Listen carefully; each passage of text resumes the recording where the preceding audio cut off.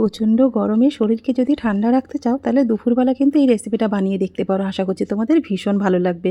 খেতে যেরকম সুস্বাদু আর খাওয়াটাও কিন্তু শরীরের পক্ষে ভীষণই ভালো।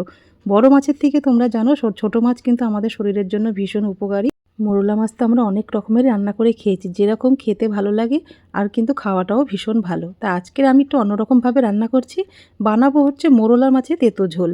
তার জন্য দেখো সমস্ত সবজি কিন্তু আমি রেডি করে নিয়েছি। উচ্ছে নিয়েছি, অনেকটা বেশি পরিমাণে উচ্ছে রয়েছে, আর রয়েছে সজনে ডাঁটা, আলু, পেঁপে, লাউ। সমস্ত সবজিগুলো ধুয়ে পরিষ্কার করে নিয়েছি। প্রথমে কড়াইয়ের মধ্যে সর্ষের তেল দিয়ে মোরলা মাছগুলোকে নুন হলুদ মাখিয়ে রেখেছিলাম, সেগুলোকে আগে ভেজে তুলে নিলাম। তারপরে কড়াইতে তেল দিয়ে তার মধ্যে দিলাম আদা, কাঁচা লঙ্কা কুচি, আর হচ্ছে রাঁধুনি, আর হচ্ছে কালো জিরে। একসাথে সব মশলাগুলোকে ভালো করে ভাজা ভাজা করে নেওয়ার পরে সমস্ত সবজিগুলো কিন্তু একসাথে আমি দিয়ে দেখো ভালো করে নাড়াচাড়া করে কিছুক্ষণ ভেজে নিয়েছিলাম। দেখো মশলার সাথে কিন্তু সমস্ত সবজি ভালো করে ভেজে নিয়েছিলাম। তারপরে কিন্তু ওর মধ্যে কিছু গুঁড়ো মশলা দিয়ে দিলাম। গুঁড়ো মশলার মধ্যে কিছুই না, শুধু একটুখানি হলুদ গুঁড়ো আর একটু নুন, ব্যাস এই কিন্তু মশলা আজকে রান্নাতে লাগবে, বেশি কিছু লাগবে না।